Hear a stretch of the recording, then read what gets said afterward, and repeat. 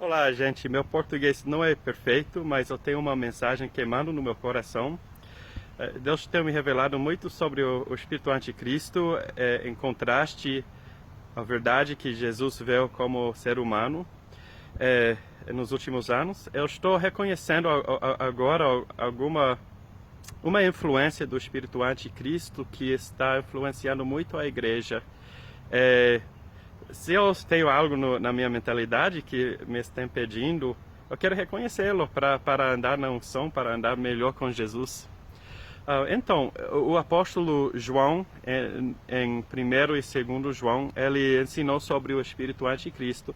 Ensinou que qualquer espírito que nega que Jesus veio na carne ou veio como Deus no corpo de um ser humano, é o espírito anticristo.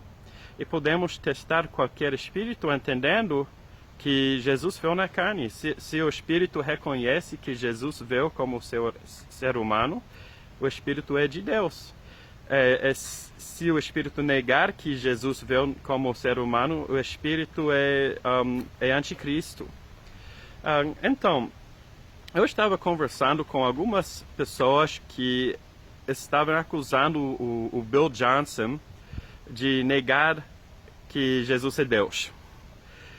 Bill Johnson fala muitas vezes claramente que Jesus é Deus, que ele nunca parou de ser Deus, mas o Bill Johnson ensina que Jesus, o que também a Bíblia claramente ensina, que Jesus veio como ser humano, em um corpo humano, com todas as fraquezas que nós temos. Isso está muito claro em Hebreus capítulo 2, que diz que Jesus foi igual a nós, mas sem pecado, mas ele tinha toda a fraqueza que nós temos, ele sofreu tentação. Até o livro de Tiago, o primeiro capítulo de Tiago, diz que Deus não pode ser tentado, mas Jesus foi tentado, sim? Ele não pecou. A Bíblia explica claramente que Jesus, ele não podia fazer nada. Jesus mesmo disse que não podia fazer nada por si mesmo, mas somente o que o Pai estava fazendo.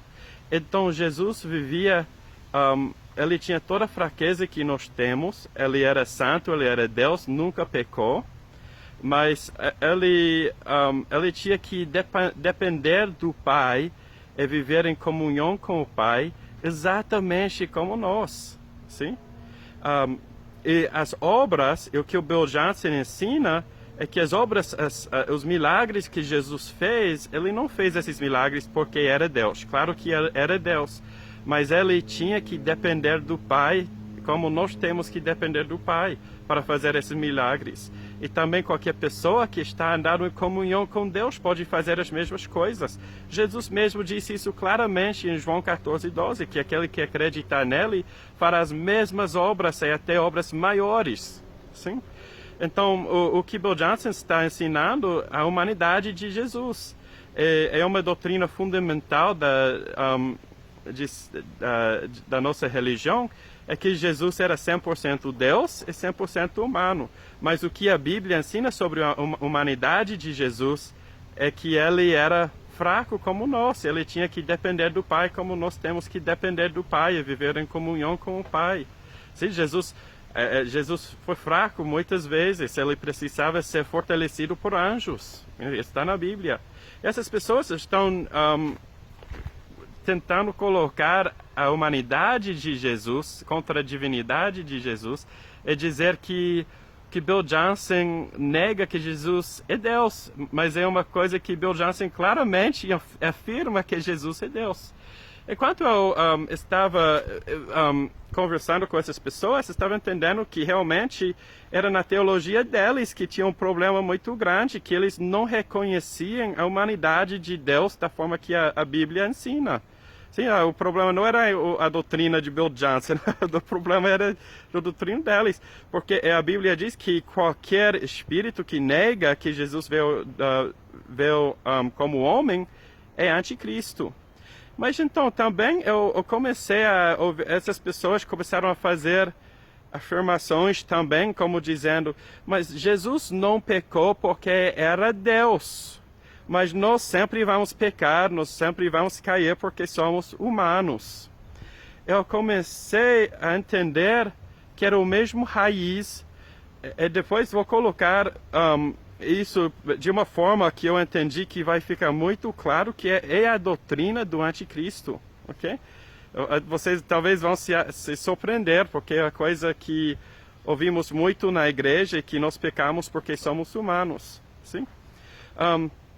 Então, veio da mesma forma que essas pessoas estavam dizendo que não podemos fazer os milagres que Jesus fez, curar os enfermos e ministrar no sobrenatural, estavam negando que nós podemos viver em santidade. Mas exatamente por isso que a Bíblia diz que Jesus, ele sofreu tentação como todos nós sofremos, ele tinha as mesmas fraquezas, ele era humano e não pecou, sim?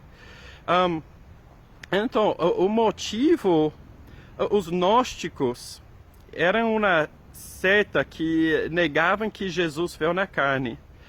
Muitas pessoas acreditam que o livro de Colossenses e os epístolos do apóstolo João estavam escritos especificamente contra a doutrina dos gnósticos.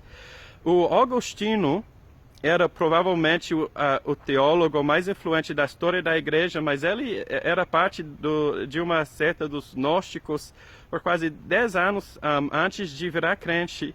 E mesmo ele se converteu, mas ele trouxe muita mentalidade dos gnósticos para a igreja. Ele trouxe a influência de um espírito anticristo na igreja através da história, para muitas igrejas. Eu não duvido da salvação de Agostinho ou da sinceridade dele, mas o ensino dele trouxe muito problema na igreja. Até o historiano Neander disse que toda a perseguição e violência religiosa em nome de Jesus através da história tem raiz no ensino de Agostinho, ok? Para vocês entenderem o que os gnósticos acreditavam, eles achavam que o mundo físico era uma coisa ruim, era uma coisa corrupta. Eles acreditavam que o espírito era puro, era santo.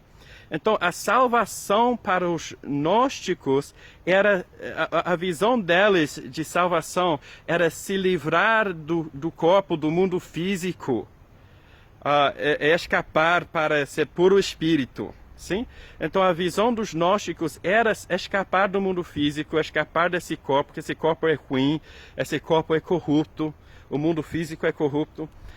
Era exatamente por isso que negavam que Jesus veio como ser humano.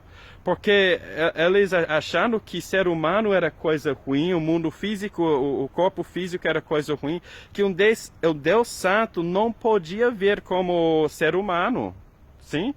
Era contrário à visão de salvação que eles tinham. Exatamente o contrário. Sim? Porque a visão deles era escapar do corpo, escapar do mundo físico, mas Jesus veio em um corpo humano. Então os gnósticos ensinavam que Jesus só parecia ser humano, mas realmente não era. Ele parecia ter um corpo físico, mas não tinha um corpo físico, porque um Deus Santo não pode ter um corpo físico. Okay? Então, era exatamente por isso que eles negavam que Jesus veio como ser humano, que Jesus veio na carne.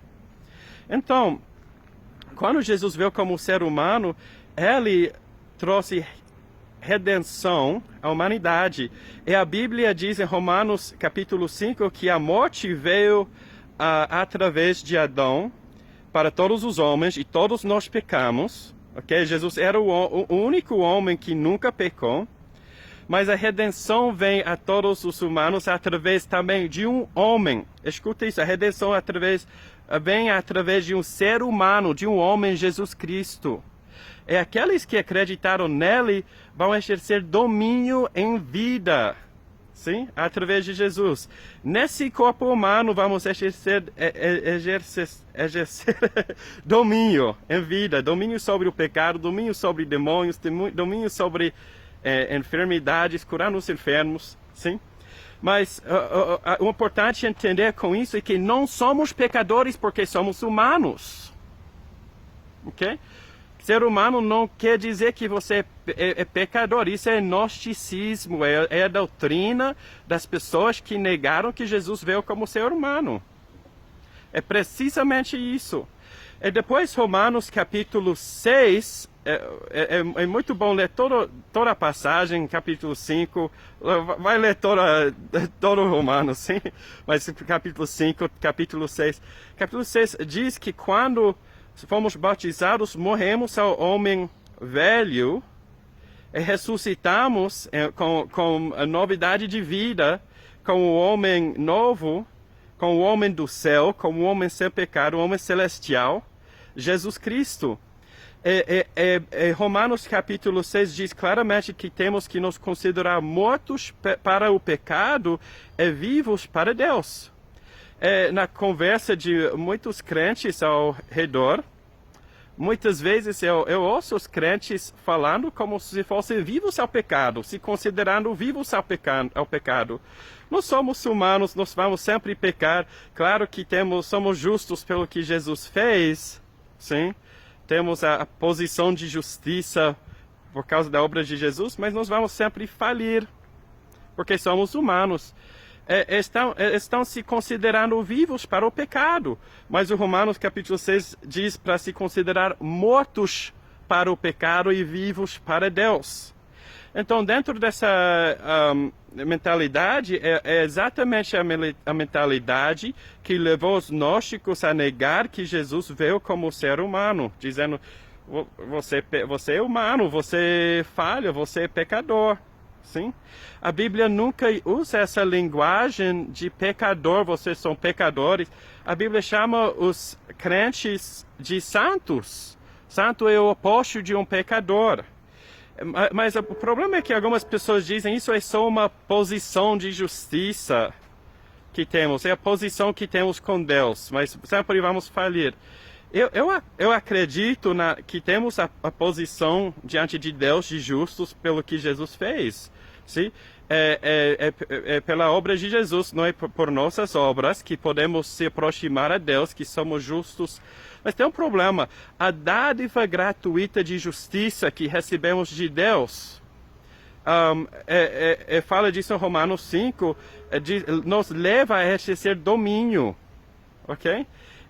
A dádiva gratuita de justiça não é somente uma posição de justiça que temos com Deus, mas é uma nova identidade, ok?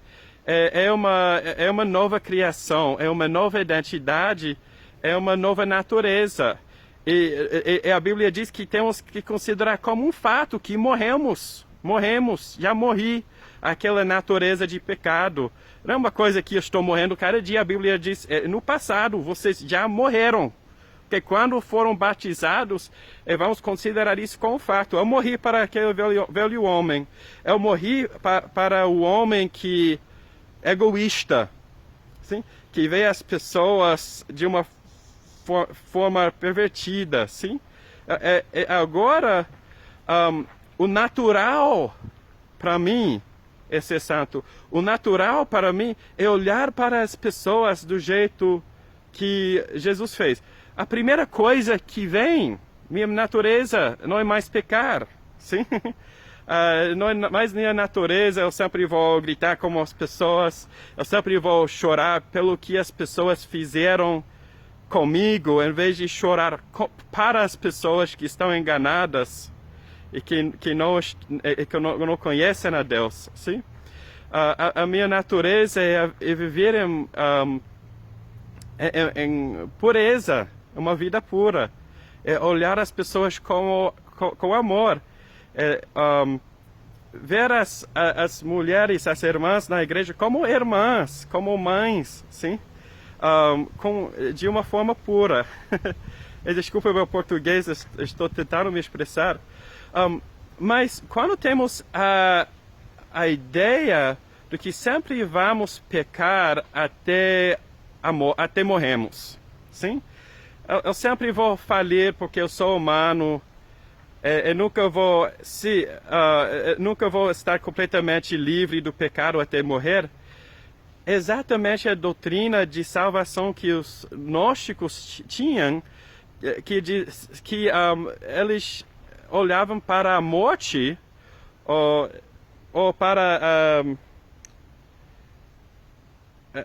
eles queriam se livrar, sim, do corpo humano, do físico. Eles achavam que isso era salvação, ser livre do corpo humano, ser livre do mundo físico. Se estamos pensando que é a morte que traz a nossa libertação final do pecado, estamos aceitando a doutrina dos anticristos, dos gnósticos, que queriam escapar do mundo físico. Sim? Então, a salvação não é somente salvação das consequências do pecado, não é somente salvação da penalidade do pecado, mas é salvação do pecado. A Bíblia diz isso em Lucas capítulo 1, que Jesus veio para salvar o seu povo dos seus pecados. Sim? Então, se Jesus me salvou do pecado, eu não sou mais um pecador, eu sou um santo. Okay? Eu não estou dizendo que algumas pessoas podem torcer minhas palavras, dizendo que o crente nunca pode pecar e se pecar não é crente. Não, eu estou falando de uma nova expectativa, de uma nova natureza e de uma liberdade que é possível em Jesus, que muitos crentes nem pensam que é possível, mas é possível. É possível dizer, eu não lembro a última vez que eu explodi com raiva de uma pessoa. Eu não lembro a última vez que eu xinguei uma pessoa. Eu não lembro da última vez que eu quis ver pornografia. Sim? É possível. Realmente é possível. Vamos continuar aceitando a graça de Deus. Se você cair, aceita a graça de Deus. Vem, entra em comunhão com o Pai, com a base do que Jesus fez, sim? E deixa a presença dele te transformar. Mas temos que tirar essa expectativa, essa mentira do que sempre vamos pecar porque somos humanos. Esse vem diretamente dos gnósticos, do espírito anticristo, sim? Nós somos humanos, mas não somos humanos do mundo. Somos humanos celestiais, como Jesus era o homem do céu. Exercemos domínio, como Jesus, ele era o primogênito entre muitos irmãos. Sim, vamos refletir a glória de Jesus. Vamos mudar nossa expectativa. Sim? Nós somos humanos santos. Não somos humanos pecadores. Temos uma nova natureza em Jesus. E vamos viver isso. Vamos reconhecer a mentira e tirar essa mentira da nossa mentalidade, da nossa vida. Tchau.